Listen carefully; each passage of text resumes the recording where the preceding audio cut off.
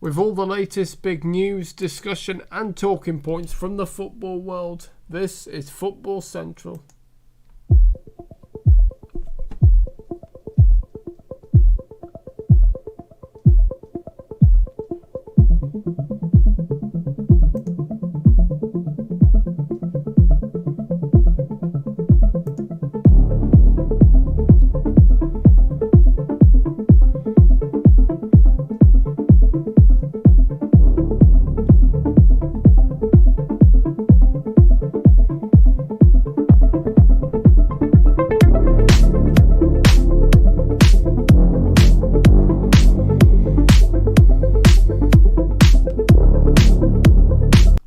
Go.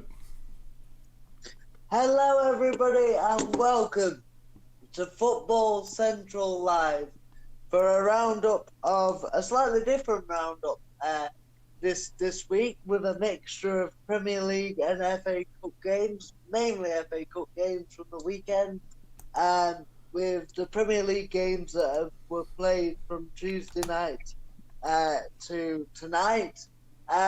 With Arsenal taking on Palace currently live. And we'll also, during this episode, be looking ahead to the weekend fixtures, most notably the Man United, Liverpool v Man United game. But anyway, before all of that, I suppose I should introduce the host and the co-host for this for tonight. Your usual helping of Mr. TubeMix. Hello, buddy. Hello, good evening, mate. Good evening. And the unflappable but slightly quirky JLIWheels. Well, I don't know about that, but okay, sure. Yeah. Hello. And we do have a few injuries tonight. Unfortunately, Gracie21, who's been especially Actually, hang on a minute. He's meant to be joining us soon. So. Well, he might be a late substitute then, but Yeah. He's working his way back from a hamstring injury. And Ben's got concussion after the performance of the last stream. So. What happened to not bringing each other down, Sam? So get better soon, mate. Anyway, without further ado, that's why we've got a concussion substitute now. Without further ado, I will hand you over to TubeMix, who I'm sure has put a riveting schedule for tonight's show together. So over to you, TubeMix. Right, thank you very much for that excellent intro as always, Sam. You never disappoint. Even if I did, you tell me. Apart from all the ladies he's ever met in his life. So as I said, hello, good evening. I'm taking marriage proposal. So, Oh dear, a new level of decoration. So we start on the Monday the 11th. Oh no, sorry. We start Friday the 8th of January. 2 games in the FA Cup. One was the first one. It finished Aston Villa 1, Liverpool 4. Now, obviously, that was in the headlines a lot because, of course, Villa fielded a youth team, and Louis Barry, young Louis Barry, the former Barcelona, I think. And West Brom. Yes, scored an Oh, sorry. No, we're just saying where he was. Scored an absolutely brilliant goal, so a brilliant moment for him. Assisted by Rowe in the 41st minute. Sadio Mane scored in the 4th and 63rd minute, assisted by Curtis Jones in the 4th minute. And Shaqiri respectively, and then Jorginho Wijnaldum in the 60th minute, assisted by Minamino, and Mohamed Salah, he scored in the 65th minute, and Shaqiri assisted Salah's goal as well. So, first of all, did we see the game, boys? I saw I saw the highlights, and I would just like to point out about this game that Villa could have easily asked for the game to be postponed, but they didn't, and because the whole first team had to isolate, and it gave the youngsters a chance. Now I know that we say in these cup competitions you should always put a relatively strong side out, but you'd have to say the opposite today. The opposite being that Villa, I thought, did the correct decision and a great job fielding the youngsters because it'll give them great experience. And all right, they Well, lost the game, but yeah. Go on, finish. It's all right. I was just gonna say a fantastic playing, move from Villa. playing world class players, it'll only help them. And I think Villa could have very easily known, but I saw an article saying before the game that Villa and the FA were determined to get the game on. So good on them, and all credit to Villa. I fully expected Liverpool to win against the youngsters. You know that it's like boys against men, really. Not in terms of just the technical skills, but also physicality more than anything. But what a respectable scoreline, only losing 4-1. Which you could say, well, they still got beat well, but the young lads against world class experienced pros who've done it for years. Good on them, a good showing by Villa, and showing that they've got a good academy in place, and not just Louis Barry, but obviously we know a lot about Louis Barry.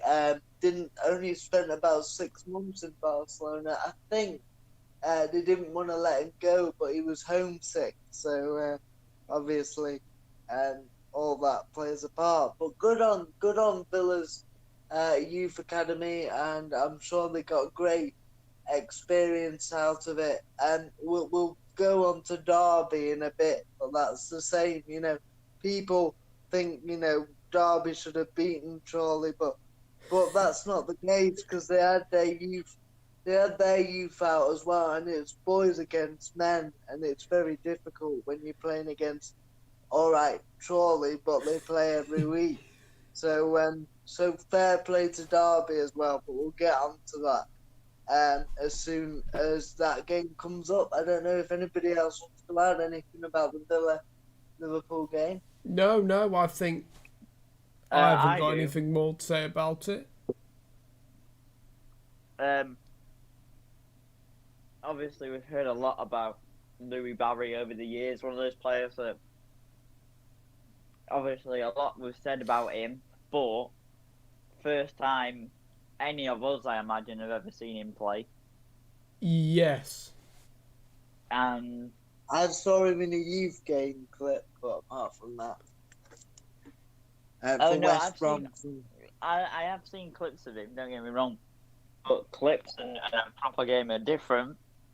I think he's got a great future ahead of him. To be honest, I think if you can go to the FA Cup against a strong Liverpool team, fair play to Villa for doing what they did, but also fair play to Liverpool for respecting Villa and the choices they had to make. And it wasn't a weak Liverpool team by any standard. No. That team could be put out in the Premier League. As in they're good enough. So. And they gave Liverpool a scare. Equalising. They did, yeah. 4-1. You're right. Is well beaten, but it's not as well beaten as I would have expected when you're saying it was like, 4 under 18s and 7 under 23s.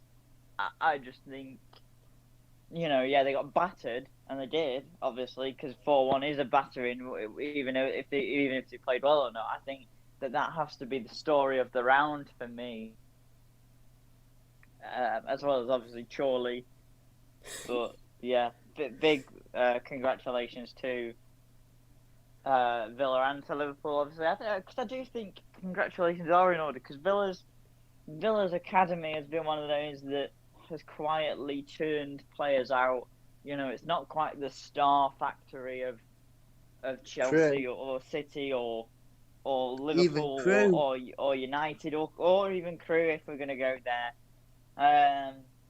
But Villa have Southampton. consistently, yeah, Villa have consistently brought young players through.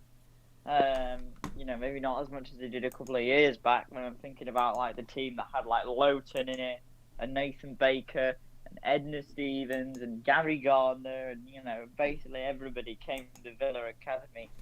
But yeah, so I think Louis Barry is a player to keep an eye on. I do personally. Yeah, I think, I mean, it's difficult. People can look at it and go, well, he spent 6 months in Barcelona and he'd be mad to leave there because they didn't want him to go. But if you're homesick, and you're a young player, then I don't think anybody would force you to stay. He's a young. Um, The thing is he's 18. He's 18. You know, he's been on the scene and talked about for a good 2 or 3 years now. yeah, So, but the and point, the I point think I'm you trying know, to make. even we Sorry. know. Sorry, even we know, or I know, and I mean, you must be the same. When you're learning a new language, even the basics are hard to grasp of it. Yeah, and So, it's not geez, just that. It's not just that. It's going away at that young age. Some people can handle it, but if you're homesick, and it'd be a terrible thing. And I think Barcelona, trust me, if Barcelona think highly enough of this lad, that they'll come back in for him in a couple of years' time yeah, when he's matured a bit. If they think he was good enough, which by all accounts I've heard, they released him not because of his football ability. They thought he was brilliant, but um, for his personal reasons. And you have to say that when he left Barcelona, he's still technically a child. So a teenager, yes, but a child. So you can't hold him to ransom. Um, but I think he will. I think if Barcelona think highly enough of him, he will. I imagine, not that it'll be in a contract, but I imagine they'll get first refusal on it. Or they'll come back in for him if they really want it. I think there was a big hoo-ha about Louis Barry because the way that apparently Barcelona didn't pay West Brom the academy fees they should have done. I don't know if you remember all that stuff. But West Brom were not happy. And I'm surprised in some ways he didn't go back to West Brom because Villa and West Brom are quite big rivals. So I've been in a West Brom academy, and I presume he was a West Brom fan. I don't know that. But, his dad's a Villa fan, isn't he?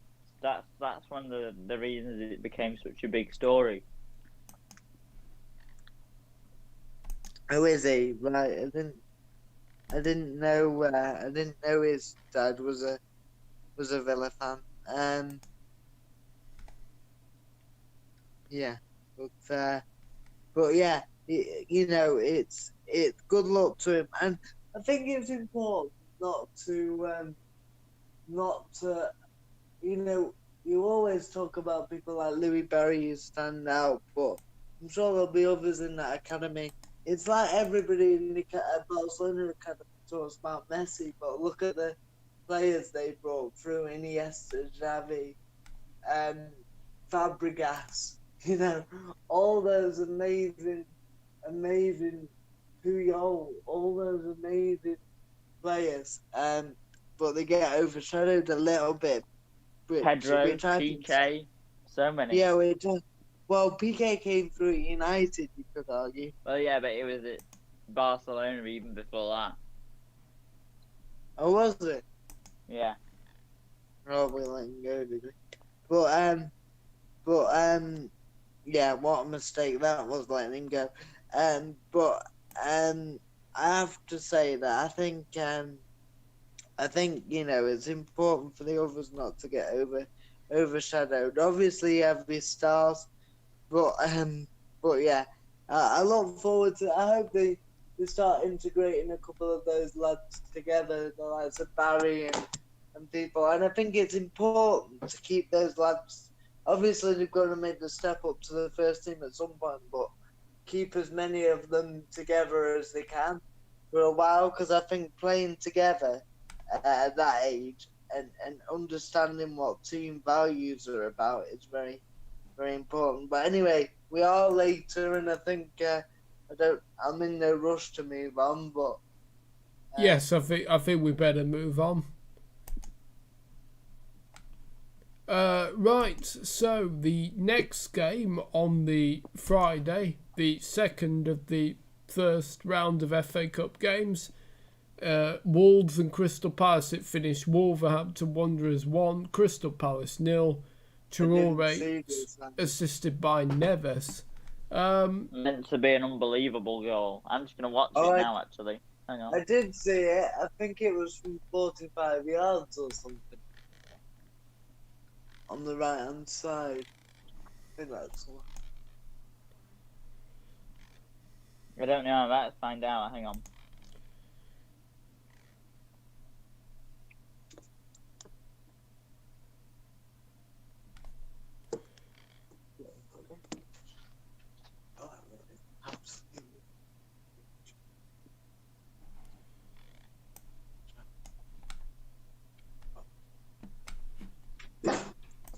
Sorry about that. Bloody hell, yeah, it is a bit of a screamer, to be fair.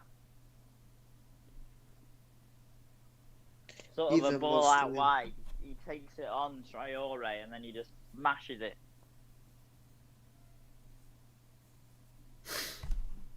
Right. It is a belter. Good for Wolves, though. I think they need that progression, don't they, really? Down. Yeah, I mean, it was an old Premier League clash, so it could have gone either way, that. But yeah, Wolves, it depends. Oh, hang on, it looks like there's been a serious injury here. Was it just a bit of cramp? Anyway, Both went for it as well with pretty solid teams. I'm looking. The only weakness I can really see is the second choice goalkeepers, which were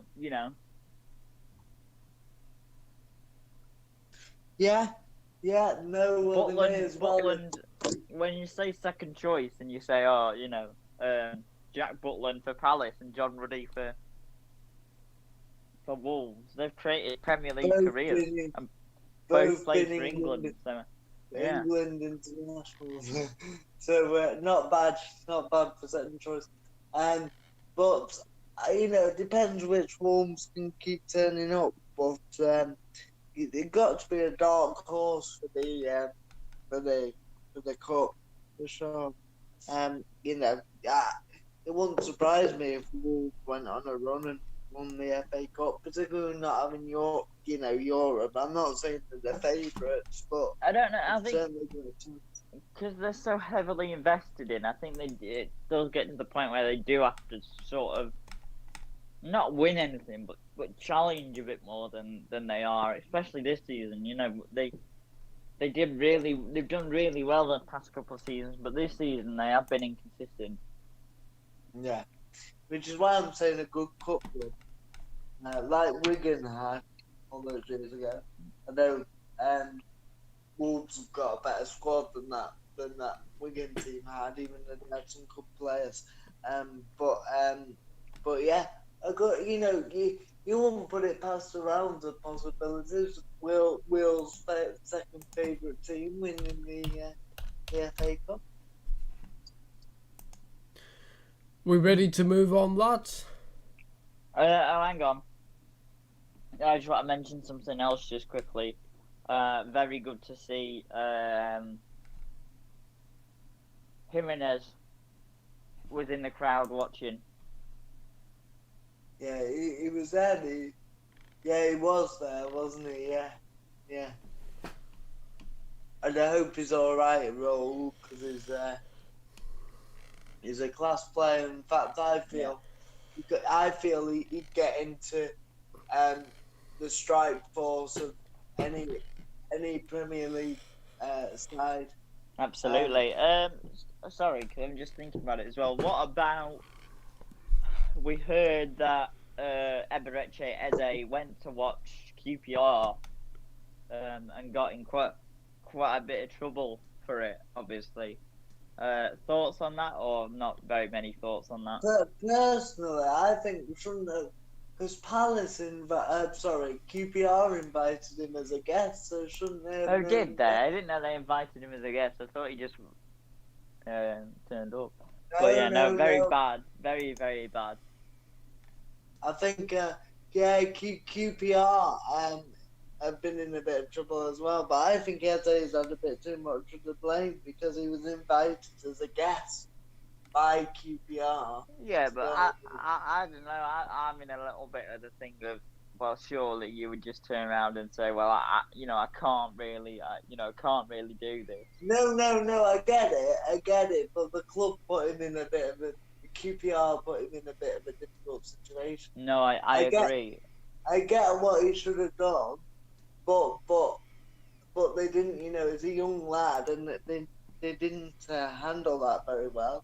Say, look, we'd love you to come down, because obviously as a former player, there's nothing wrong with that. Nobody's disputing him being there on merit terms. But what we'll do is, Eberici, we'll wait till the pandemic's over, and then we'll invite you down for a match. Right, let me ask you another question. Sorry, Will. Do you want to go through the shock results or the interesting results and leave the not so shocking results? How do you want to do it? Why don't we go through the surprising results and then do a roundup and then just read out the scores? Yes. Because to me, I would go Everton Rotherham, probably needs talking about. Chorley Derby, Doncaster Blackburn, Blackpool West Brom, Bristol Rovers Sheffield United, Burnley MK Dons, and then I would probably talk about Stoke Leicester and Huddersfield and Plymouth, and then that's it. Stoke Leicester wasn't a shock result. No, but there were, it's quite an emphatic result. Like I thought Stoke could nick it because they're in good form, but they obviously got battered. And that James Justin goal, if we're talking about Stoke now, that James Justin goal was a screamer. I know they haven't really got a proper number one at the minute. They don't have Adam Davies is injured. Angus Gunn is injured. They brought in Andy Lonergan. He went to West Brom. They brought in Nicky Maipai from Bristol City. Got injured.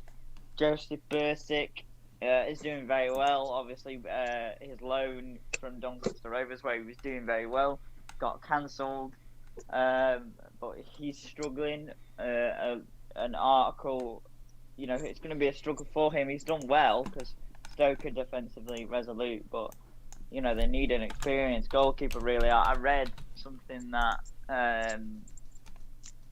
they offered a contract to Rob Green to come out of retirement. That is getting desperate. Yeah, I think they are quite desperate, really, because other than Bursick, they've got their under 18s goalkeeper, and that's it. So yeah, but no, take nothing away from Leicester. Great result, great goal by James Justin. I think they could be one of the potential to win it. Leicester. They're a dark outsider, but they offer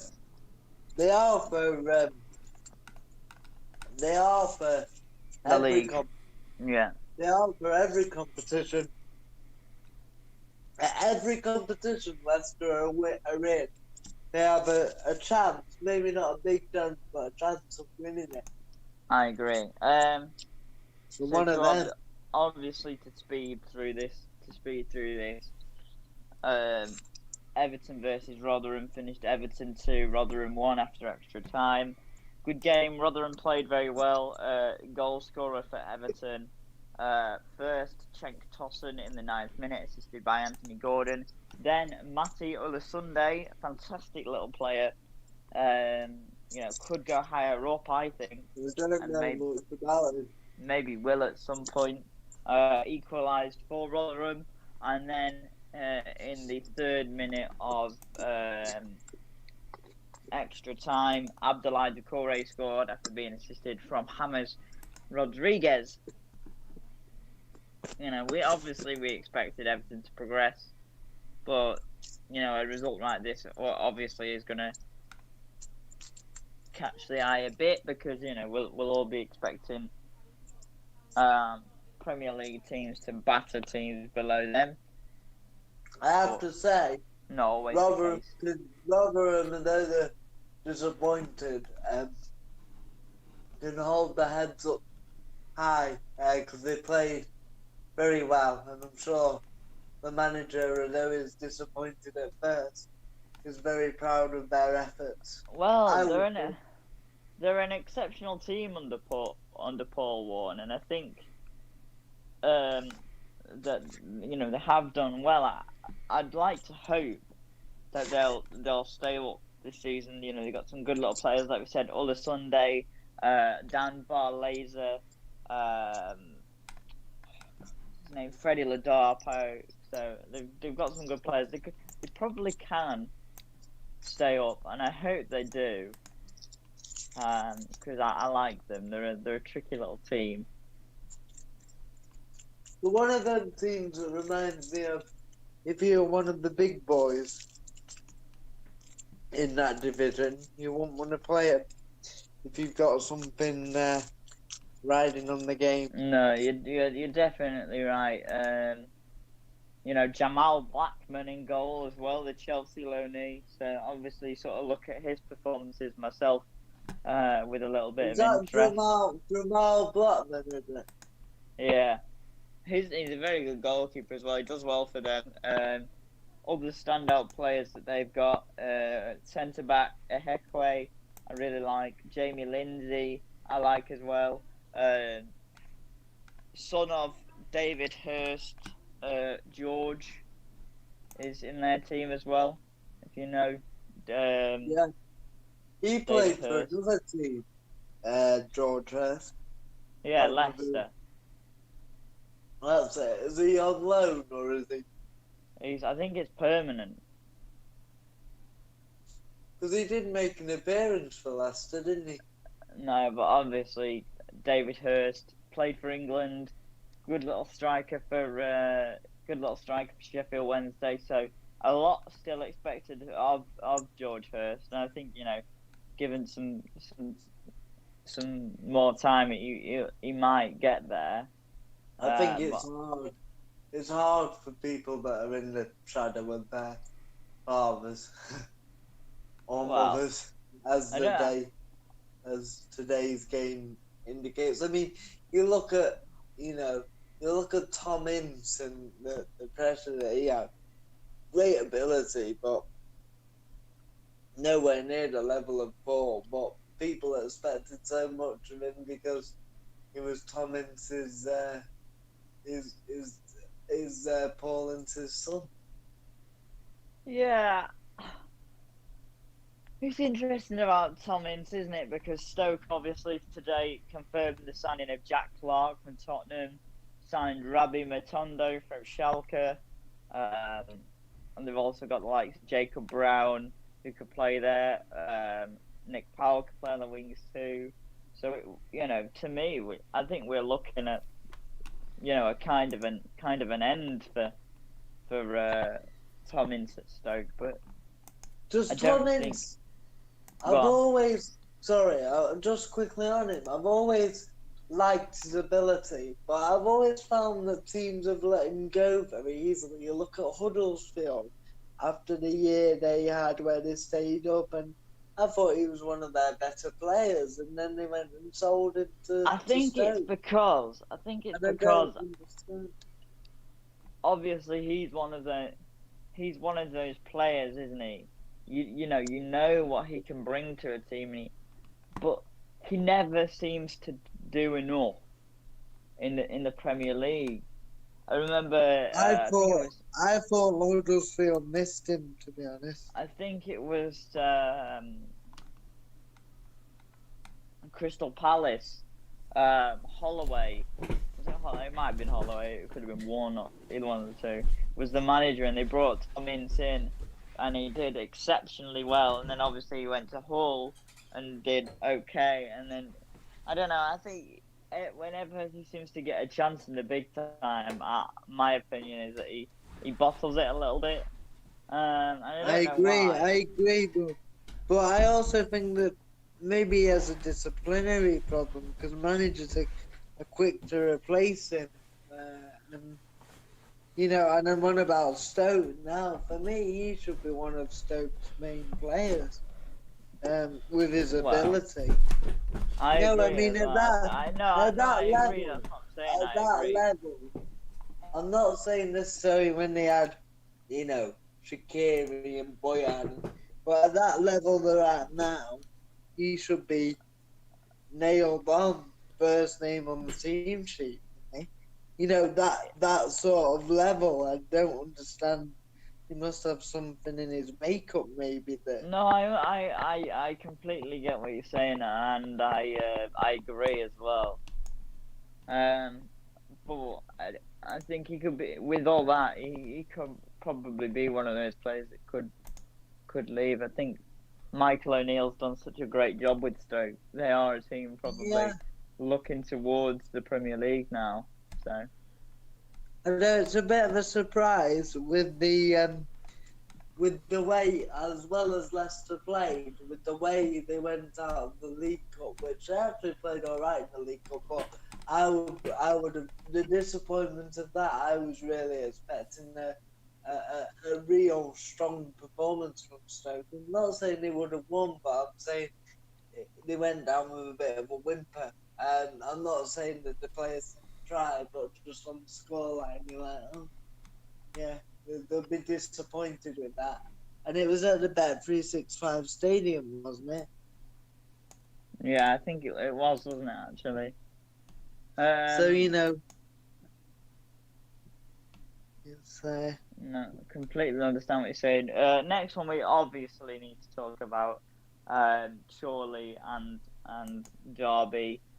I Yeah, would just like to say first on this game, and as brilliant for Chorley as it was, and I'm saying take nothing away from them because they are part-time footballers, we have to again look at the fact that Derby mainly had their academy there, and yeah, I've played football to a certain level, my power jet football, and I've played against um players that are men that are, without being disrespectful, that weren't at the level I was at, but as a player, but when when when when I was younger, playing against men with full grown beards and in the lower leagues that are gonna take no nonsense.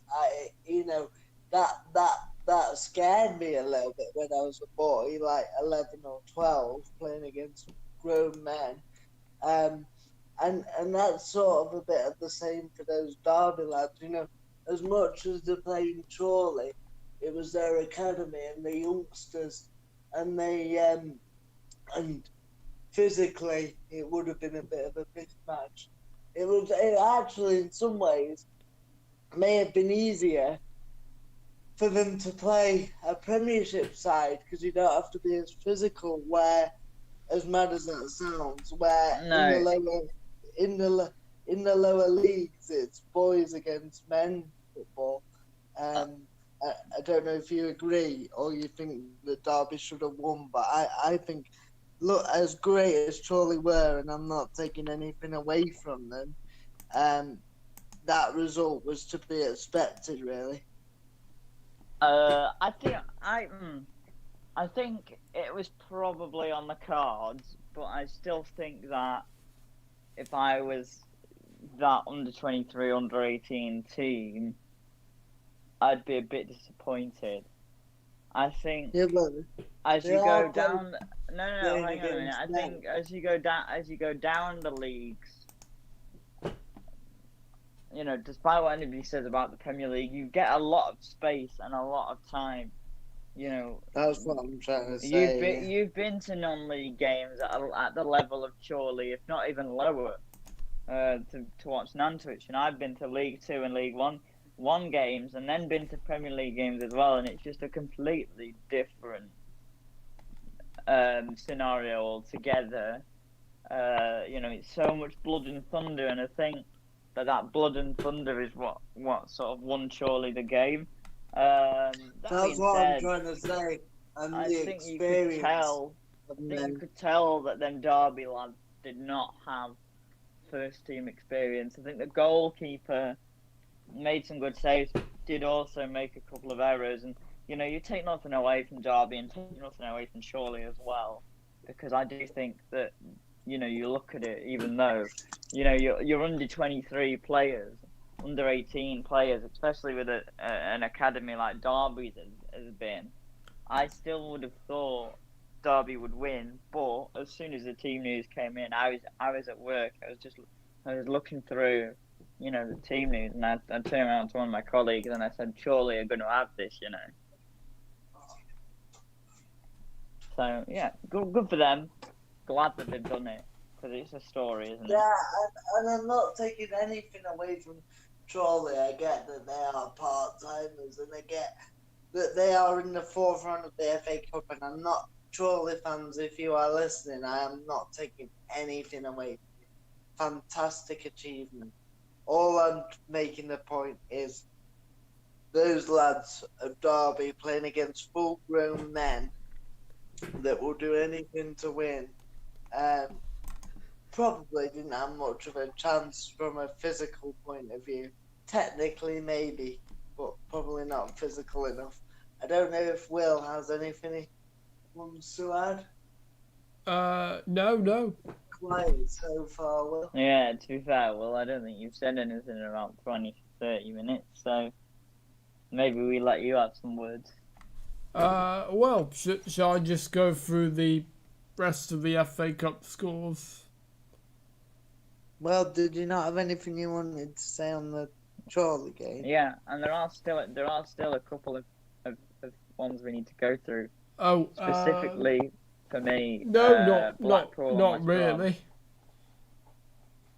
What do you think about the fact that Derby lost? Well, it's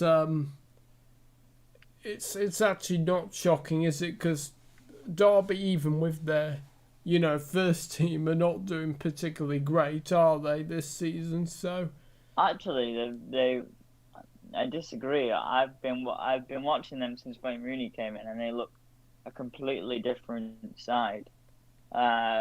He really has done wonders with that team. Wayne Rooney. Yeah, he's been fantastic. And I think. Sorry, carry on. I think Derby will be okay now.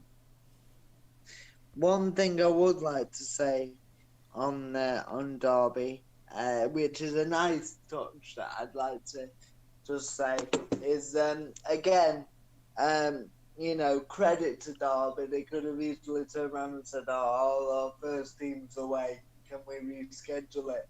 But they didn't. And Wayne Rooney, who's never met the Chorley manager, and the Chorley manager has never met Wayne Rooney. The Chorley manager had a phone, this unrecognised number ringing before the match, and it was Wayne Rooney apologising that he couldn't be there and wishing him all the best, and saying that if he could have done, he would have picked a really strong side to let Chorley know that he wasn't disrespecting them, which I thought was a really classy move. It was a really classy move on Wayne Rooney's part, because I'm sure he didn't have the Chorley manager's number on his first port of call, so he must have gone on the website and found it, or contacted the club Yeah. And I thought that was a really good touch. And he said that Wayne Rooney, the trolling manager, said that Wayne Rooney, he really respected him for that, and he'd really gone up in his estimation. So a lovely touch from Wayne. Brilliant. Sort of story you like to hear, that, isn't it? Another one Yeah, I really especially when like. he's got a Go on. part-time job. Especially when he's got, the trolling manager, the part-time manager, and all this, and yet he's still done that. Go on, George. Another one that I really liked, and this segues perfectly into our next game, is that the Blackpool goalkeeper, Chris Maxwell, had only recovered from COVID the week before, or 2 weeks ago, something like that. Ooh. And he saved 3 penalties in the shootout against West Brom. Played well, Blackpool. Yeah, again, another one of these ones where, Football League knowledge helps me out. A fantastic team under Neil Critchley, former Crew coach, and Former player as well, I Liverpool think. Yeah, coach. Well, we don't care about Liverpool, we care about Crew. But not as strong, not a weak West Brom team either. I felt got a lot to do, Big Sam. Team playing with confidence against a team that's not playing with confidence. Yeah, I mean, I look at this team and Chris Maxwell is a perfect experienced goalkeeper for this level. Oliver Turton, ex-Crew, obviously. James Husband has played much higher up. Then you've got your impact players like midfielder Matty Virtue, and Bez Labala is a fantastic player as well. What a name. Gary Medine has been around the Football League He and the played for Championship. Cardiff, didn't he? Yeah, around the Championship for a long time. Jerry Yates, somebody I got to see in the flesh last season for Swindon, and a very, very good goal scorer who's taken to that level well, and they've done so well to get to where they were, and yeah, good luck to them, and a semi-local team as well to where we are. Yeah, and good, good on Blackpool. 100%. I think penalties is a luxury. It doesn't matter what level you play. A lottery. Really. Sorry, it's a lottery, not a lot. Yeah, you said a luxury. Yeah. But what I meant to say is look at the draw, and sorry about that. I don't know what happened, but words got mixed up. But yeah, but you can't take anything away from Blackpool. Obviously it's a bit different from the Marine Tottenham game in terms of obviously the levels, but in terms of Blackpool, people forget that teams like Blackpool they don't watch football regularly, are a professional side. So so in terms of fitness and stuff, they have got the right people around them. But a great performance from Blackpool. And that club's been through some turmoil. I don't know if they're still under those toxic owners. I think so. The Tangerines. No, the Oystons. Is that not what Blackpool are known as? No, that's the owners. I thought they were known as the Tangerines. Oh. They are known as that's what they're called. The Tangerines. The Tangerines or the Seasiders for obvious reasons. Yeah, and I've actually seen the outside of that stadium because sometimes parking, at Bloomfield They were Road. they were a great breath of fresh air in the Premiership, I tell you that. But that's going Maybe back. they'll be back one day.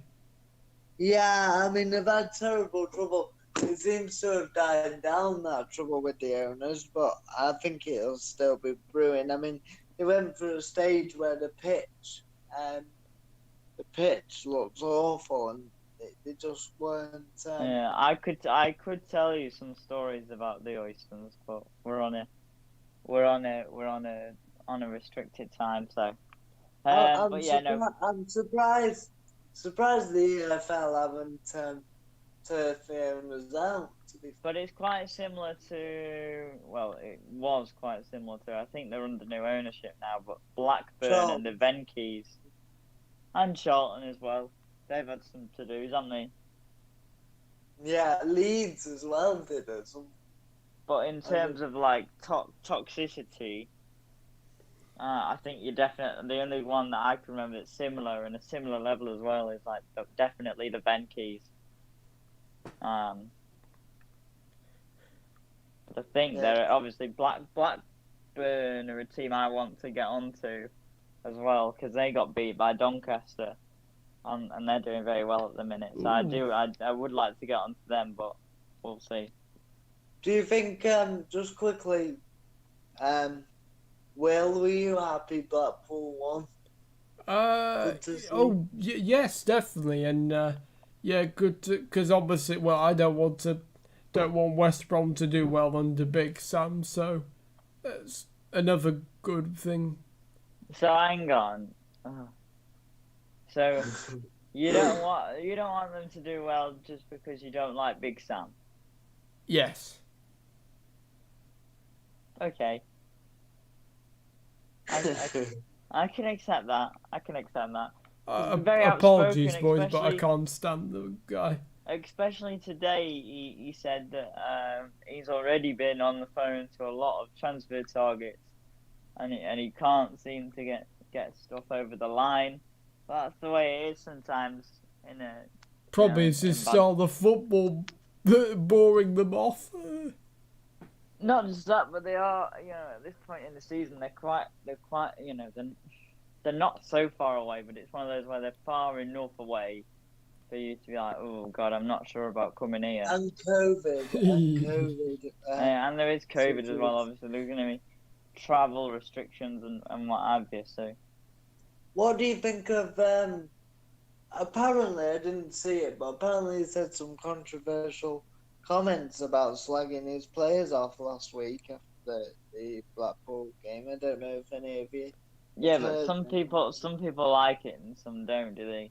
Yeah, but I don't actually know what he said, and there seems to have been a big uproar about what he said. I haven't heard anything, so I wouldn't be able to tell you. No. The thing is, somebody like Big Sam, it's the way that he talks and the way he is as a person that gets those results. So if it's going to help West Brom come to, to do what they need to do, then at the end of the day, I'd talk to him however he needs to. I don't know about you. Yeah, I think he was just it was just, I don't know. It was probably all storm in a teacup, but yeah. But yeah, we will see. I mean, you can't look beyond Sam's record. I think sooner rather than later, if you're going to take a team near the bottom of the league all the time, especially the Premier League, you're not always going to, No, I think you have got to be. Eventually, it'll catch up with you. But at the same time, you've got to look at Sam's record and say, if they got out of it, it wouldn't surprise me. I'm not saying. But I think it would be probably the best thing he's done in his career. Yeah. Other than obviously taking Bolton to the Europa League, because that was an achievement and a half. And the quality of players they signed, obviously Campo, Herrero, Okocha, world class stars. But this is different because I think he has steered clubs away from danger, but West Brom are There's quite only so far long. into the danger. There's Yeah. only so long. You can't do that as good as he is, and I get that. You're not going to be able to do that with every single squad. No, and Eventually, that's going to. and he's we've seen it with somebody else who I'm quite a fan of, Tony Pulis, got sacked pretty. Yeah, what happened then? Well, he wasn't there very long. The owner turned out and said it was a mistake to sign him, which I think is disgraceful, but it is what it is. I don't know. Why? Because he didn't even get much time. What was he in the job? 6 weeks? He was in the job for 45 days, which is less than 2 months. Blimey. So yeah, about 7 weeks. He got 1 win in 9 games, and that's it. Oh, well, yeah, that's but not still, great. but still, no, but somebody like Tony Pulis, again, somebody like Tony Pulis, it's not going to be fantastic football, but it's the sort of stuff that will keep you up. And it's not like Sheffield Wednesday was that far away from where they needed to be either, as well. But stupid. That's another thing. Yeah, a bit like daft, Watford, really daft. A bit like Watford, second there, all that. I bet this lad won't last beyond March. No. I don't know. I quite like Xisco Munoz. I'm not saying anything against him. I'm saying what Watford are like. I think that what it is that the style is definitely the Ivic style. I don't think worked for a team that want to be looking towards the top. Whose style? Ivic. Yeah, I get that. But Watford do sack their managers ridiculous. Yeah, and apparently he wasn't very well liked by the squad either. Who Ivic wasn't? Yeah. No, he did look a bit weird after. And I think when I say weird, I'm not saying he looked. I'm just saying he looked a bit mean. Like Emery, I always thought Emery was like a vampire. I think with Munoz, I think it probably will play to the strengths of Watford, which is, obviously I've heard that, that a staple of his play is the wing play, and obviously when you've got players like Ismail Assar and the like, you need good wing play. Yeah. So obviously Ivic played him more as a striker, which I don't think suited him.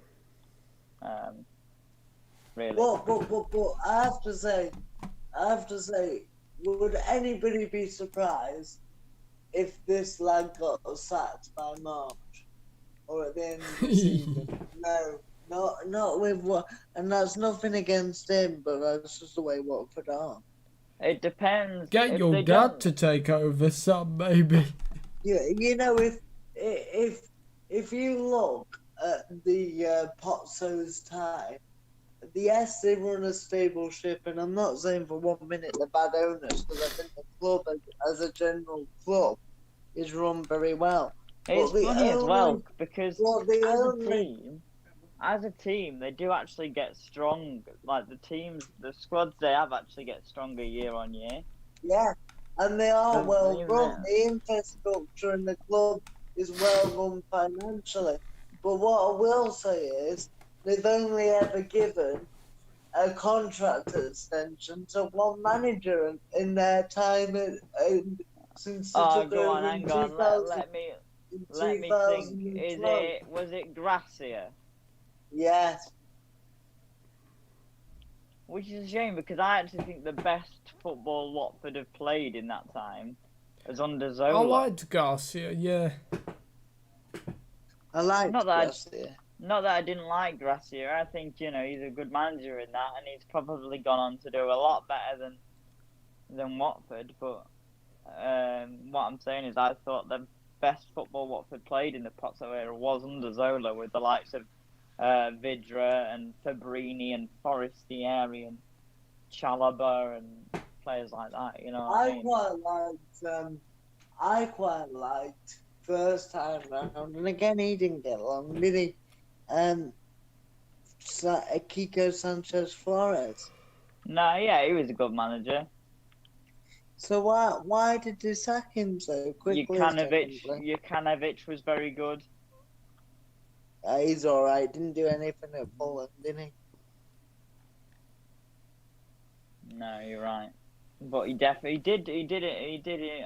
To me, he impressed, but not so much at Fulham, obviously. And then Oscar at Wolves, Garcia did okay. Yeah. Sean Dyche was manager there for a bit, wasn't he? Yeah, he was. Yeah. Boys, as interesting as this is, I think can we just move on? Yeah. You're giving us the heave ho, is it? We did get a bit sidetracked. Sorry, Will. Bristol Rovers, Sheffield United, crazy game. Can't imagine either of you know too much about Bristol Rovers. No. Well, I do know one thing. What's I that? did a career mode with them on FIFA 16, and I had a great time at Bristol Rovers and loved managing the club. That helps me not at all. I'll just tell you some of their better players. Ellis Harrison doesn't play for them anymore. No, plays for Cambridge, I think. I don't know whether he still plays there. Alfie Kilgore, the centre half. Zane Westbrook and Ed Upson in midfield. Brandon Hanlon, a very good striker. Luke McCormick on loan from Chelsea. Chelsea. They've got a couple of good players. Obviously, took Sheffield United right to the wire, as we probably expected, actually. Well, But Sheffield United, even at the Premier League side, have not won in 6 up until that game. I don't have very much. I didn't have very much confidence in them getting the result. Burnley, MK Dons we'll move on to. Obviously, MK Dons scorer was Cameron Jerome, assisted by the always impressive Scott Fraser, before Matty Vidra came up with the goods in the 94th minute. Heartbreak for the Dons, but... You just knew, didn't you? You knew as soon as Vidra equalised that they were going to go on to lose the game, whatever. Vidra's a fantastic player that should really do better where he is, but it's one of those. Just to look at, obviously, MK Don's squad, Richard Keogh has played a lot higher up. Dean Lewington has been there for 18 years. Ben Gladwin is a player that can create something out of nothing. Regan Poole, obviously, used to play for Manchester United. Scott Fraser, to me, should be playing in the Championship, if not higher. Stephen Walker was on loan at Crewe last season, so we know how good he is, although his loan has been cut short, so he's not there anymore. And Cameron Jerome speaks for himself, really. Yeah. Had a career that a lot of people would wish for. Carrying on. Just what I'm going to mention, I'm not going to talk about in detail, but Wycombe Wanderers beating Preston North End 4-1. Arsenal beat Newcastle 2-0. Huddersfield... I think it... Sorry. Go on. I thought it was important to mention, as we're on about shocks, about Crawley Town, about Crawley. Oh yeah, but we'll get there, because we've still got Sunday's games to go. I think that's why Will's trying to hurry us on a bit. Yeah, sorry, boys. No, you're right. Huddersfield Town beaten by Plymouth. Fantastic result for them. Huddersfield started to come together for them under Cobaran. They're one of those teams now that are probably quite safe. But Plymouth under ex-Crewe striker Ryan Lowe with ex-Crewe players here, there and everywhere. surprised they sacked Danny Cowley, to be honest. I quite like him. He's been on EFL on Quest a lot lately. He was on Football Focus. He's been on EFL on Quest loads recently. I'm a fan of him. So Plymouth obviously did so well. Their main players, Danny Mayer, of course, their sort of creative player. Striker wise, you'd have to say Luke Jeffcott. So many ex-Crew players, it's unbelievable. Obviously managed by an ex-Crew player. Then they've got Connor Grant and Joel Grant, who both played for Crew. Byron Moore, Anthony Sarcevic, and I think somebody else, but I don't know who. So yeah, always have quite an interest in them, purely just because of the amount of Crew players they've got, and also the other. He played for Fleetwood. Yeah. Yeah, they came through at Crew. I didn't get a chance. Anthony Sarcevic did. Yeah. The only other one, obviously, just to go over everything else, there was Boreham Wood were beaten 2-0 by Millwall. I'll just put the thing on so I can view the scorers. Hang on. Boreham Wood were beaten 2-0 by Millwall with goals from Kenneth Zahor and Sean Hutchinson. Luton Town beat Reading 1-0 thanks to a goal from George Moncur. Norwich beat Coventry 2-0 thanks to goals from Kenny McLean and Jordan Hugill. Nottingham Forest upset the form book to beat Cardiff 1-0 thanks to a goal from Lyle Taylor. Blackburn Rovers were beaten shockingly by Doncaster Rovers thanks to a goal from, I think it's Taylor Richards, or is that the one that might be going to Bayern Munich? I'm not sure. Bournemouth were beat Oldham 4-1. Goals for Bournemouth from David Brooks, Rodrigo Raquelme, and a double from Josh King, as well as a penalty from Oldham. I don't know.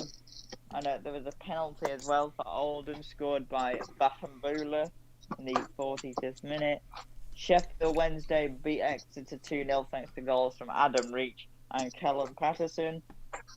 Fulham beat QPR 2-0 after extra time. Goals from Bobby Decordova-Reid in the 104th minute and Neeskens Cabano in the 3rd minute of injury time for the first half.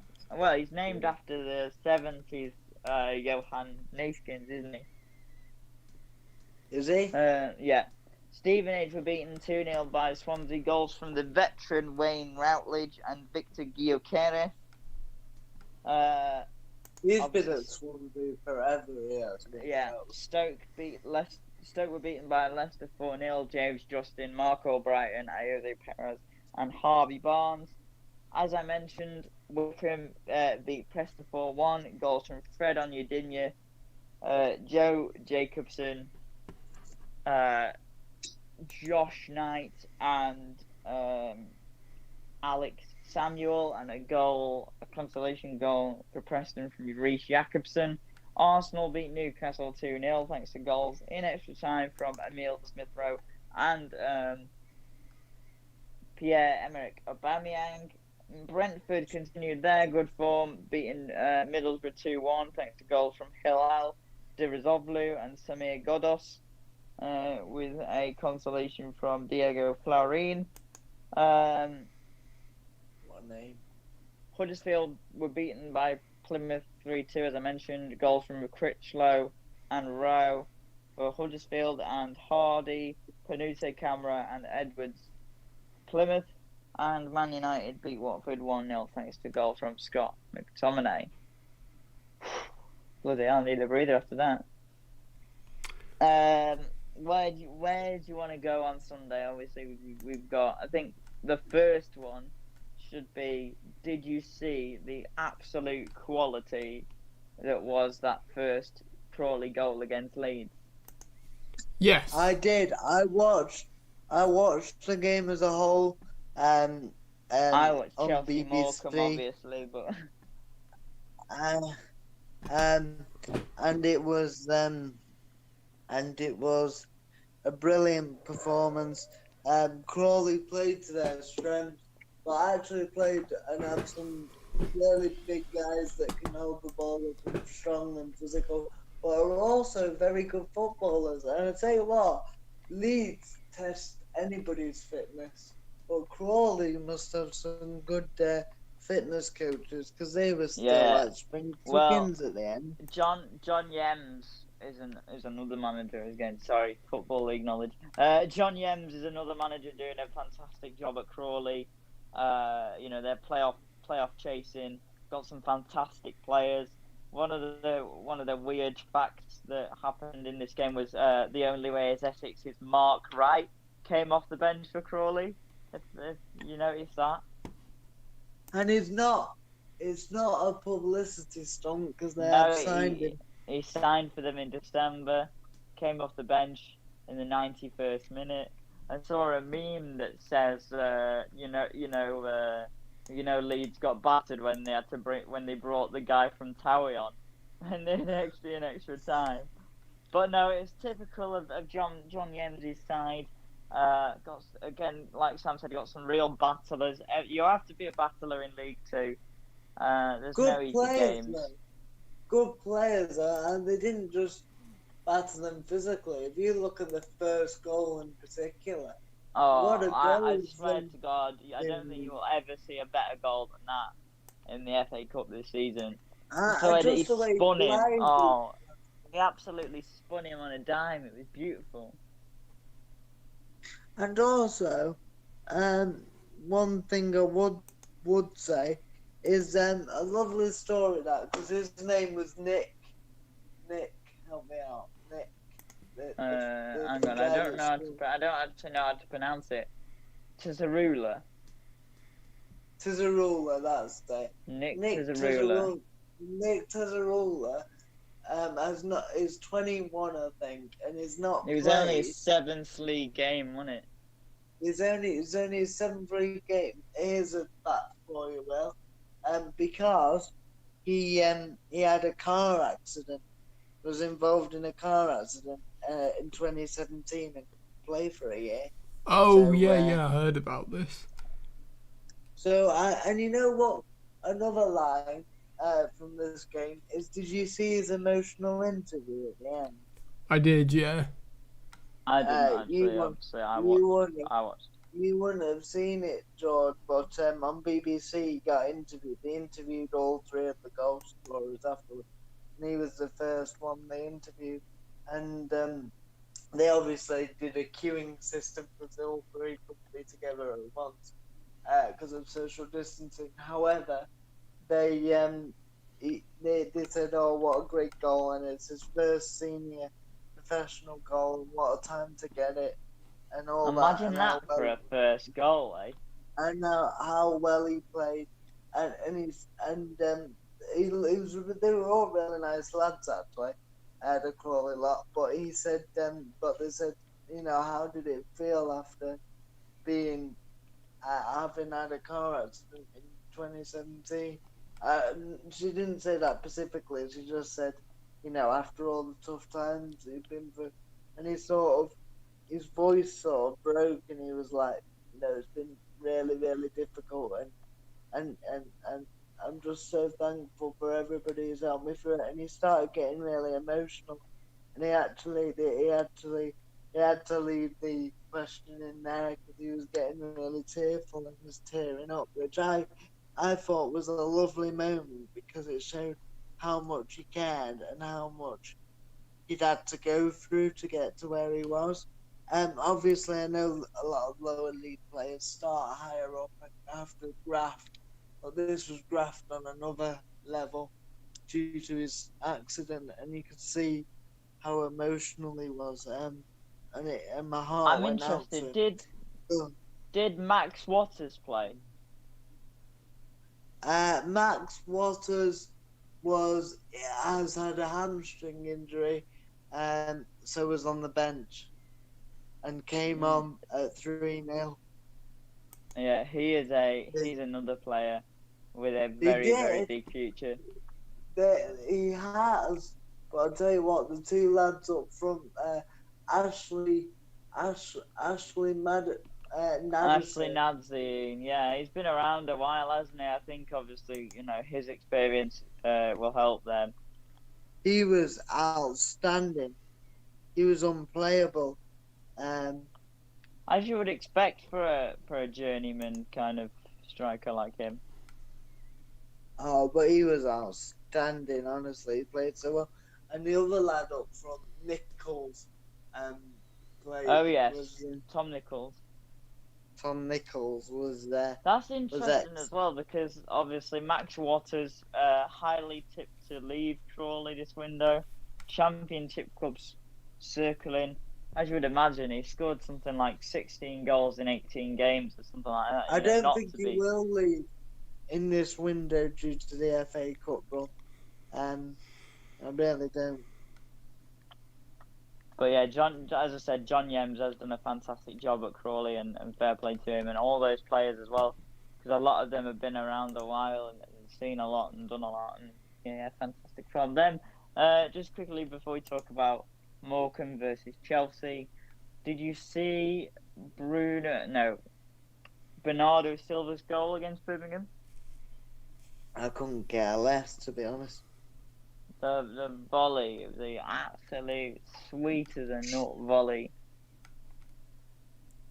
Yeah, but they took Birmingham to the cleaners, didn't they? Was it? I think it was in this game. I'm sure it was. Yeah. Yeah, it was. Phil Foden scoring in that game as well. Chelsea Morecambe. Obviously, Chelsea coming out 4-0 winners. A birthday goal for Mason Mount, who took it so well, it's unbelievable. Yeah, great goal. Then Werner assisted by Havertz, Callum Hudson-Odoi scoring again, Havertz scoring.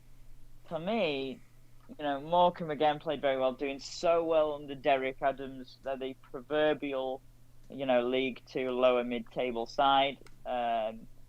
Going into this, they're in the playoffs, doing so well. Done a great job, as I said, taking over from Jim Bentley, who was there for years and years. And they gave a good account of themselves. I think he's from Burnley, the Burnley loanee, Phillips, put a cross in. Almost, Kepa had to recover so well. It was a weird one for him. I think, it could so easily have gone into the back of the net. And he did have a couple of half chances, but yeah, simple stuff for Chelsea, as we probably would have expected. There's talk of Frank being under pressure, Oh yeah, he's meant to be bringing in Avram Grant, aren't they? Hey? That's who I've seen, Avram Grant. Avram Grant till the end of the season, and then whoever else, somebody more experienced. Well, how about Frank? Yeah, but they were saying about Arteta, and they've said it about Ollie as well, haven't they? I mean, you think about the thing about Chelsea that's annoying is, yeah, it was 4-0 against Morecambe, but they could have been 7, 8, 9, 10. As it usually is, and I think that's one of the problems with Chelsea. Is they just don't seem to finish the dinner, and that's okay. Against a Morecambe, that's fine. Do you think Frank is under real pressure? Yes. Unfairly, but yeah, I do think his neck's on the line because we've seen it with a couple of managers already. Fairly or unfairly. And where do you stand on that? Taking away your Chelsea hat, because I know he's a Chelsea legend. Where do you stand on the fact of such a young manager? Arteta was given time and he's turned it around to a certain degree. And Ole has been given time and he's turned it around to a certain degree, despite the fact that United are still playing pretty shit 9 times out of 10. But it's not about, football is a results game, isn't it? And they are getting the results no matter how you feel about the football that they're playing. So I think he needs time, but you know, top four is good enough, really.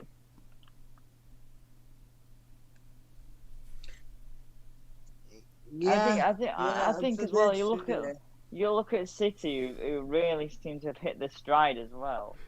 I don't think that Chelsea, United, Tottenham, you know, I don't think any of them are going to come near.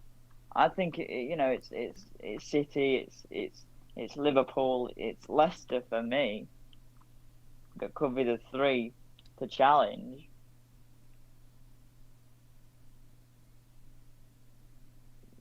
You know, sometimes I don't understand where the talk of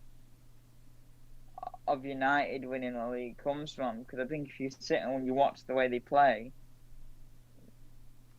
that, you know, as we've said, the time is numbered, I think. Yeah. I mean, fair enough.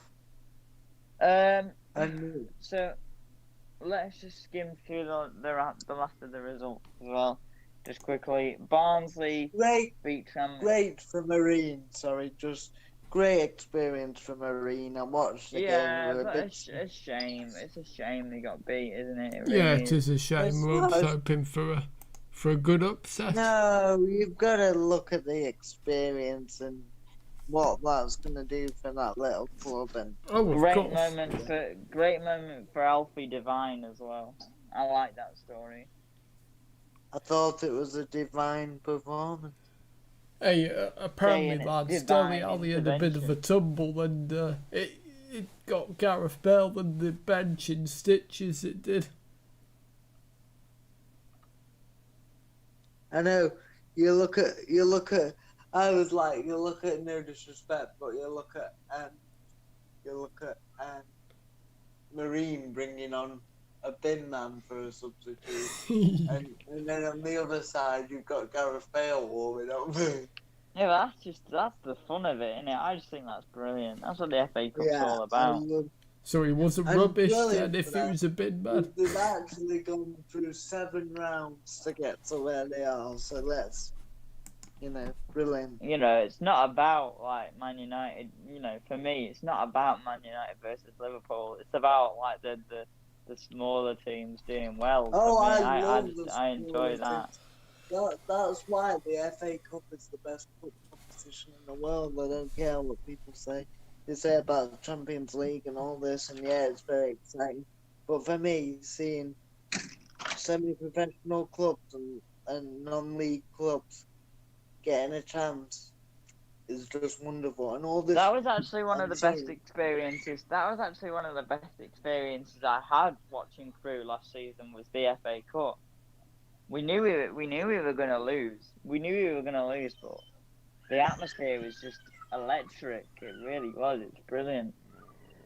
And all this talk of the FA Cup just becoming league clubs, so from League 2 upwards, is bullshit. I've not heard that. Yeah, there's been talk about it for years, but if they get rid of semi-professional clubs and non-league clubs being allowed to compete in the FA Cup, then I'm boycotting football. I'm sorry, but that is completely bullshit. I'm sure they won't get rid of that. And like, that just seems ridiculous to me. Would you be angry? Yeah, because they've already tried doing that with that. That's one of the reasons why nobody cares about the Papa John's Trophy or whatever anymore, isn't it? Because it's just, you know, at this point there are no under-23 sides left, but there are none of the Premier League under-23 sides left in that competition anymore. But it's not the point. You know, it's still fairly disappointing. Sorry about my language, but I think it's no, it's a shame. It's a shame. That's what the FA Cup is all about, and I don't think they'll do it because there's been talk of it for years, and it takes away the interest and the intrigue, I think, of these kinds of competitions. Well, let's hope they don't do it.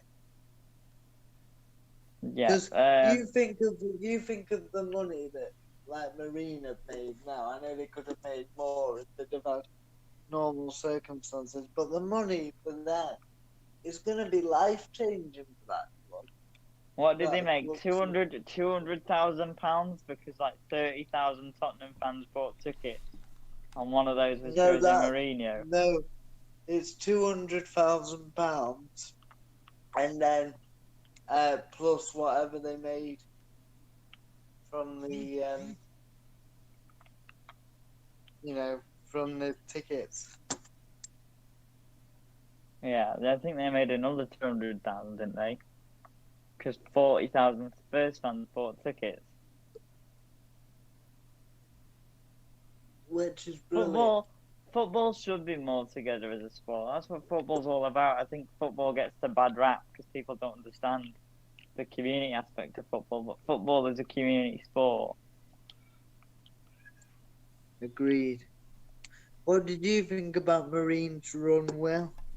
Oh, good, and obviously, being able to 8 tier. welcome Spurs, that'll do brilliant for Marine. Not just the money from that, but the experience as well. They're in the same league as Nantwich Town, aren't they? I don't know if you know that, Sam. No, they're not. They're in the league below. Are they in the league below? Yeah. They're in the league below Nantwich Town. Nantwich are in the 7th tier, Marine are in the 8th tier. The Conference Northwest League. No, the Ego, in it the Northwest Counties League or something like that. I don't even know what it's called. But yeah, no, great news for them, and they didn't do too bad as well. Obviously, they hit the bar, which I thought was quite good for them. They did, and 0-0 as well. Could easily have gone in. It's a great strike from 40 yards.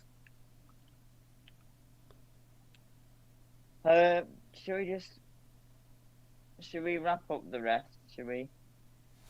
Yeah, I think so. Barnsley 2, Tranmere 0. Michael Hellick and Crawley Woodrow. Bristol City 2, Portsmouth 1. Famara Jadra and Chris Martin with a goal from Johnson for Portsmouth. Chelsea 4-0, as I said. Mount, Werner, Hudson-Odoi and Havertz. Cheltenham 2, Mansfield 1. Alfie May and Will Boyle. And McLaughlin for Mansfield. I think that's Stephen McLaughlin. Crawley 3, Leeds 0. Nick Tizarula, Ashley Nadzine and Tunnicliffe. Man City 3, Birmingham 0.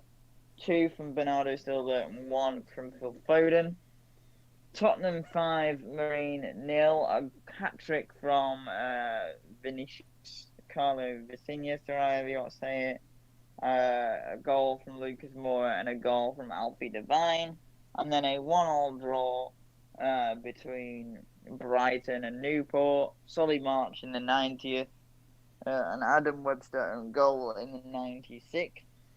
And then obviously Brighton winning on penalties. On the Monday, only the one FA Cup game, which was settled in the 83rd minute by Craig Dawson. And then in the Premier League... Good effort, stop. Watch the first half. Did themselves proud. Absolutely, yeah. And then to just blitz through the Premier League, unless you want to talk about it. Sheffield United get their first win of the season thanks to a Billy Sharp penalty in the 73rd. And Ryan Fraser got sent off for Newcastle. Burnley beat Manchester. The biggest 1-0 battering I've ever seen.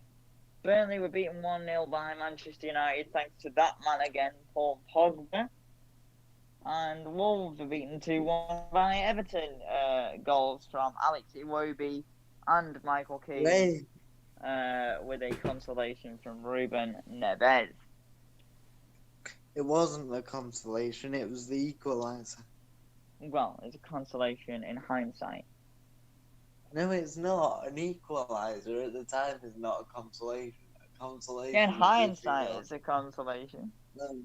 Yeah, but Anyway. in hindsight, Man City versus shut up, Sam. Man City versus Brighton. Phil no, Foden you continued his fan. how is Continued his that fan. is I'm not just ignoring you that is and carrying on. that that is Continued his not fantastic form. in Going, hindsight. I'm sorry. yeah, Hindsight is if you're 4-0 up or 3-0 up and somebody pulls a goal back in the last minute, an equaliser, and I'm sure the viewers will agree, and will all agree with me because you're speaking complete utter tosh, that an equaliser, even if you get on to lose the game, is not a consolation goal because it's an equaliser. Don't you agree, Will? yeah, but it's not an equaliser once the game's finished, is it? Because he didn't win the No, but game. it was an equaliser at the time. Anyway.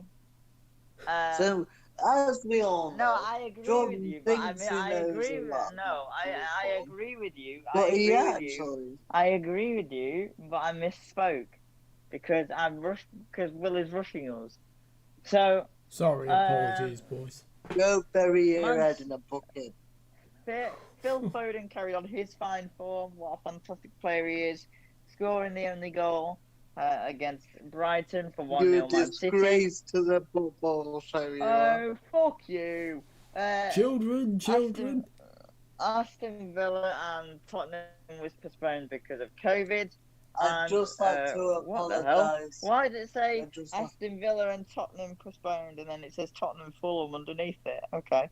Anyway, Tottenham and Fulham drew thanks to goals from Harry Kane for Tottenham and an equaliser for Fulham from Ivan Calvillero. Do you like what I did there? I would have expected Tottenham to win that. That's the surprise, actually. I think I'd just Mourinho was fuming, wasn't he? Yeah. I'd just like to apologise to all the viewers for Jordan's lack of judgment. Very poor and completely unacceptable for the standards we keep here in Football Central. I'm sorry, but what? I'm sorry. What standards do we keep here at Football Central? Very high when I'm about. I hardly ever make any mistakes.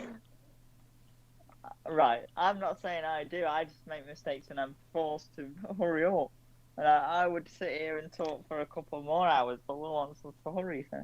And obviously the full-time result at the Emirates, Arsenal versus Palace was 0-0. Palace probably should be looking at that game and thinking, how the hell have we not won that? But 2021, obviously, the 45th year in management for Roy Hodgson, and I still believe he's doing a good job. So. He's doing a solid job, isn't he? Are you Will in disguise? What's your issue with Roy Hodgson? No, I don't have an issue with Roy. I just think that Palace need a young voice now. Like who? Well, they're not going to progress, are they, like that? No, come on. Like who? Who do I think should be Palace manager? Yeah, go on. All right. Let's see your footballing knowledge, eh? Thomas Frank do a great job at Palace. I think that's a very good shout. He's doing a good job at Brentford, isn't he? I would agree with that. I would also say that somebody else that's doing a good job, maybe somebody in the Championship like a Dean Holden or somebody of that manner could also do it. Wayne Rooney, if he continues to do well at Derby, could come Could you say, is it too absurd to try and for Palace to try and get Steven Gerrard from Rangers?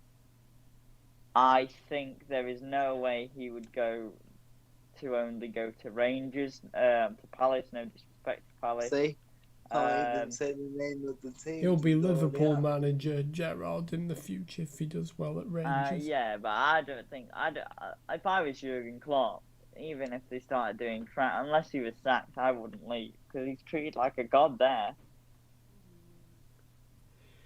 He might decide, though, to take a sabbatical again and, leave. Klopp. I don't think so. Do you, Sam?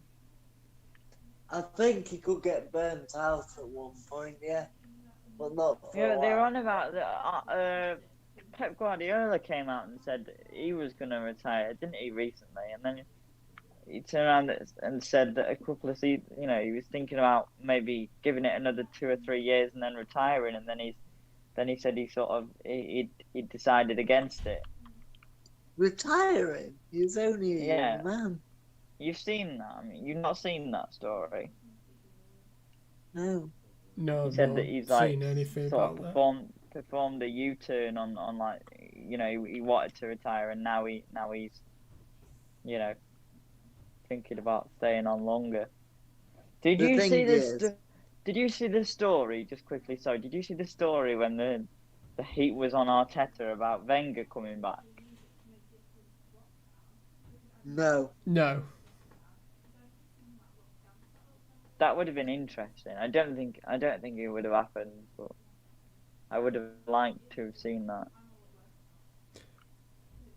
Although I think Wenger, if he did come back upstairs, I think he'd be good for Arsenal to. He came out in an interview and said that he had been contacted by Barcelona recently.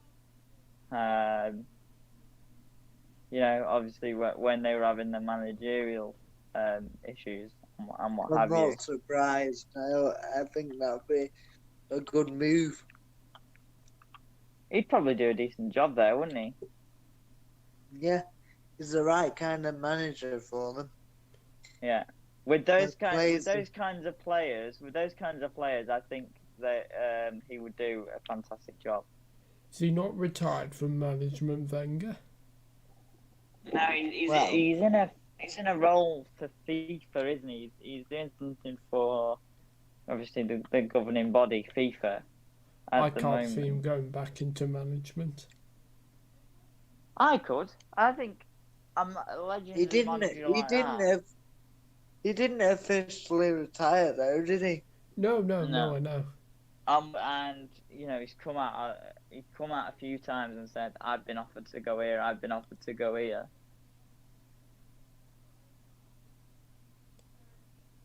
So, obviously, as we're getting towards the end of proceedings, should we do some predictions? After Jordan's shit up. Oh, literally, it doesn't matter, mate. Come on, get over it. Let it go, Sam. Should we do some predictions?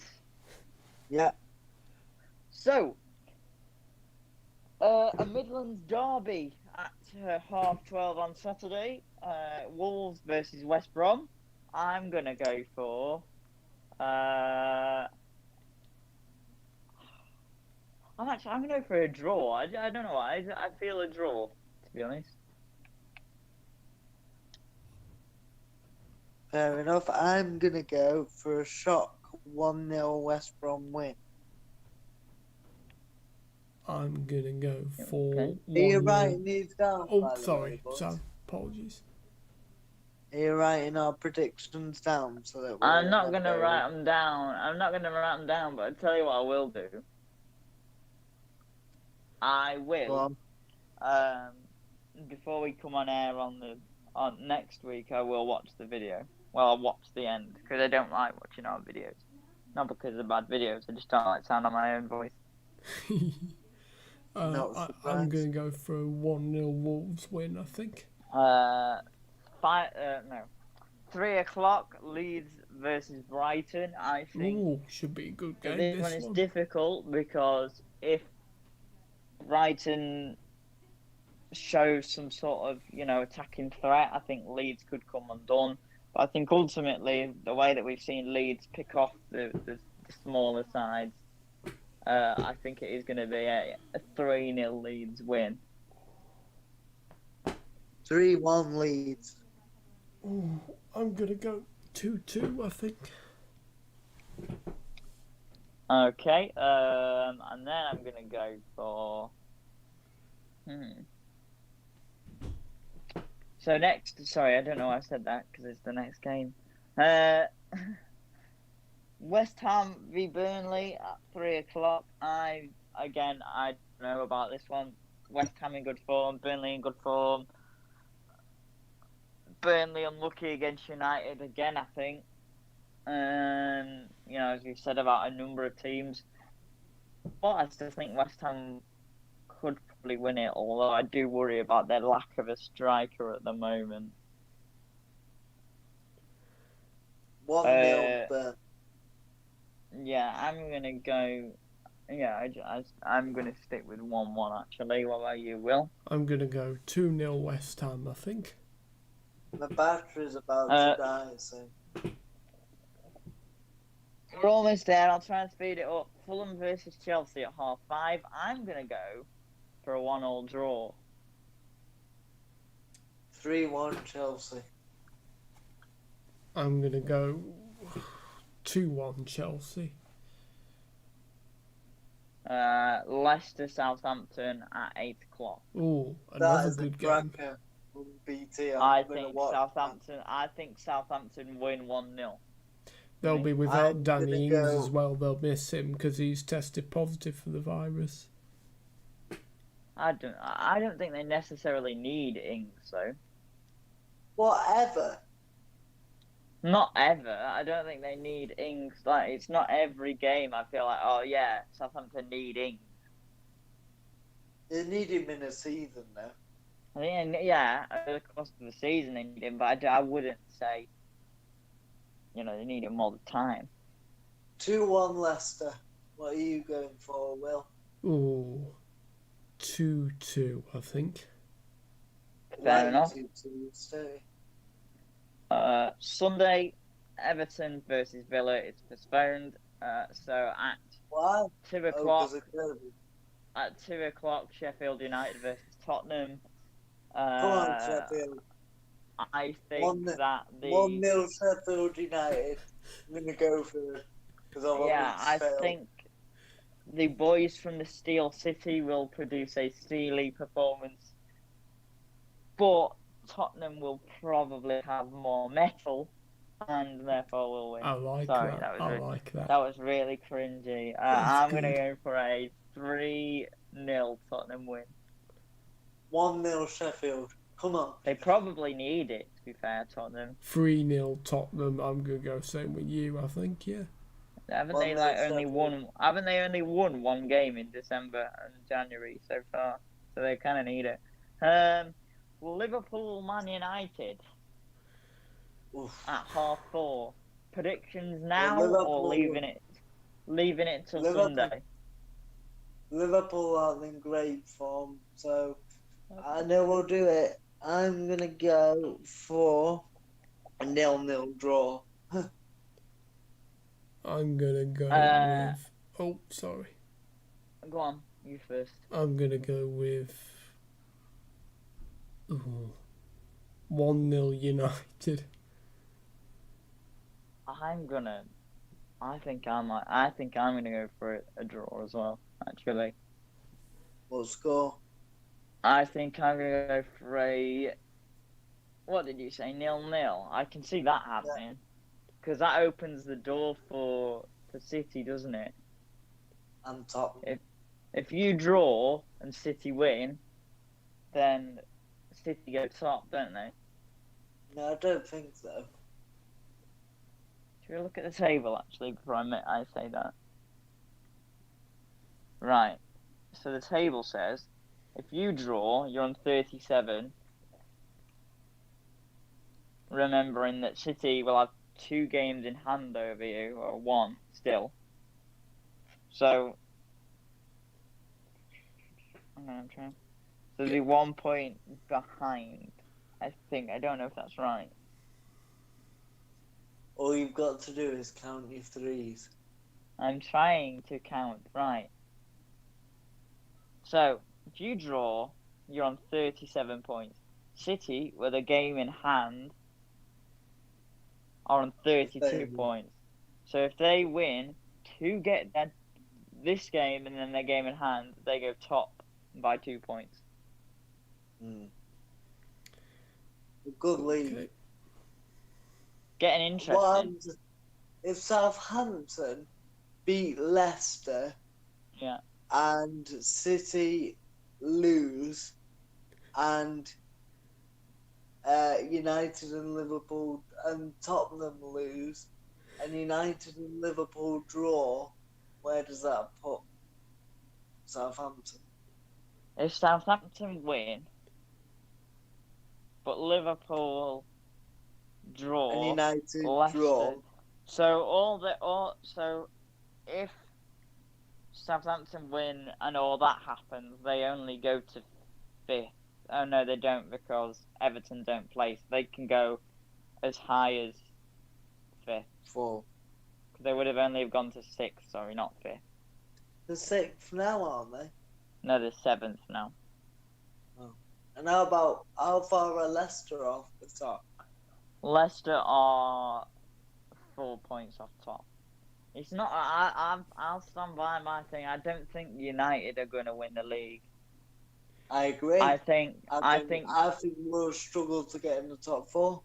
I think when I chickened out and said that City wouldn't win it, I think I was wrong to do that, because I think they're right in their stride now. I think when you look at performances of all the big teams, they've definitely been the best.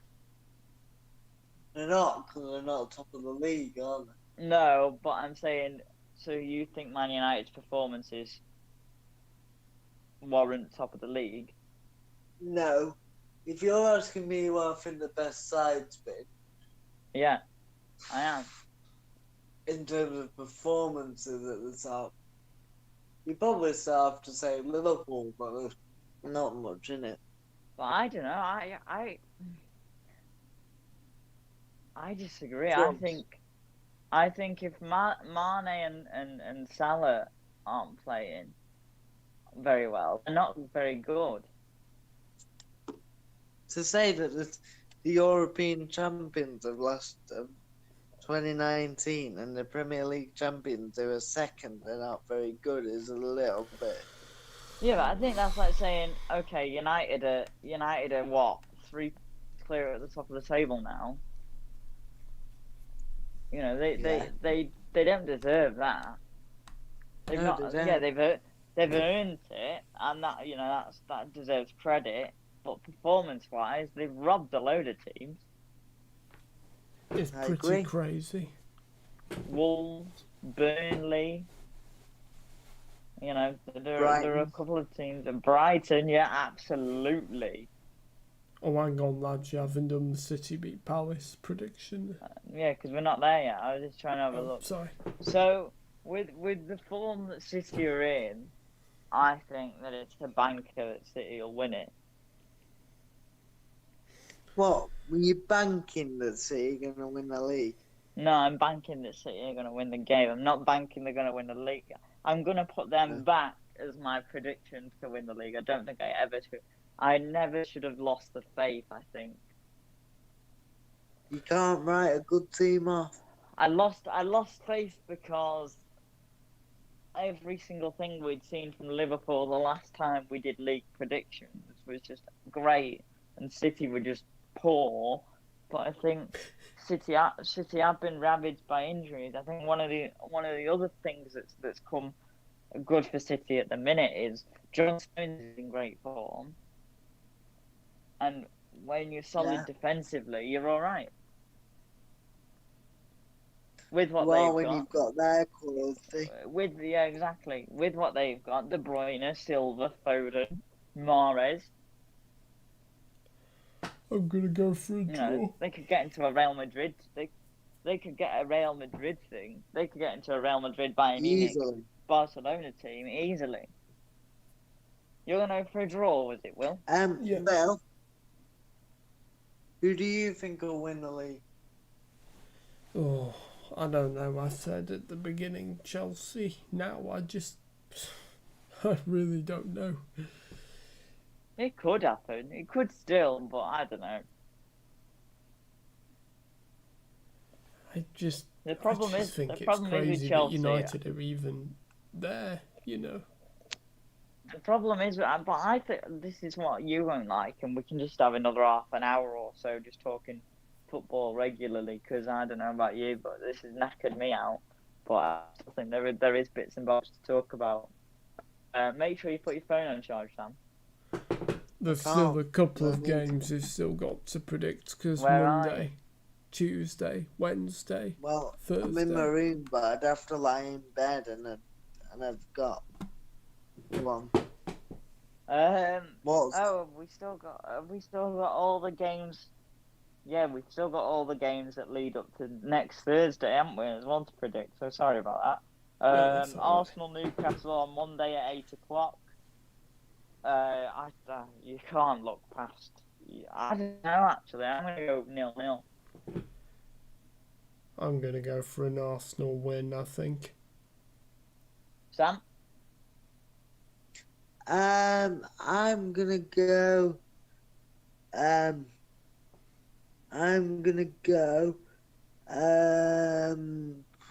Arsenal Newcastle. 1-0 Arsenal. West Ham West Brom Tuesday 6:00. West Ham. Oh, sorry. 2-0 West Ham. I'm gonna go. Oh, sorry. Go on, you first. Sorry, I'm gonna say the same as Sam. Actually, 2-0 West Ham. I'm gonna go for. I think Big Sam's gonna get one over them. I'm gonna go for 1-0. West Brom. Bless me. Chelsea versus Leicester at 8:15. Oh, good game. I think it's difficult on the basis of what we've seen. I'm just going to go for a Leicester win. I'm going to say 2-1. I'm going to go with a draw. Sam? What was that? Sorry, I zoned out. Leicester and Chelsea. 3-0 Chelsea. Really? Okay. Yeah. Wednesday, Leeds versus Southampton is postponed. So, Man City versus Villa. COVID. Danny Ings has got COVID, hasn't he? Yeah, but they're playing on Saturday. That's a good point, actually. Why is that one off? Yeah, I don't know. I don't know. They're not playing on Saturday. They're playing on... Oh, yes, they are playing on Saturday. Sorry. But Leeds versus Southampton apparently is off, according to this. Don't know whether that's wrong. It might be wrong. Man City, Aston Villa. I'm going to go 2-1 City. 2-1 City. Actually, City don't have a very good record against Villa. I'm going to go 1-0 Villa. 2-1 City. I'm going to go 2-1 Villa, actually, yeah. And at 8:15, Fulham versus Man United. 2-0 United. Yeah, I'll go for it. I'm going to 1-0 United. They only seem to be able to score one goal.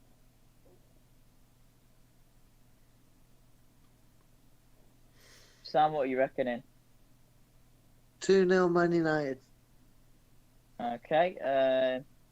Can we do the Roundup show for this week on the Friday? Because I finished work on the Friday, so I couldn't do the Thursday. Of course, sunshine. Yeah, that's fine. And also, it's Liverpool-Burnley on Thursday as well, so that's quite a big, it's a big game in the title race, so I imagine it'd be better to do it on the Friday. So yeah, Liverpool-Burnley on Thursday, I think 2-0 Villa. No. What? Liverpool. Sorry, I am tired. I'm getting tired now. 4-0 Liverpool, I think. 6-0 Liverpool.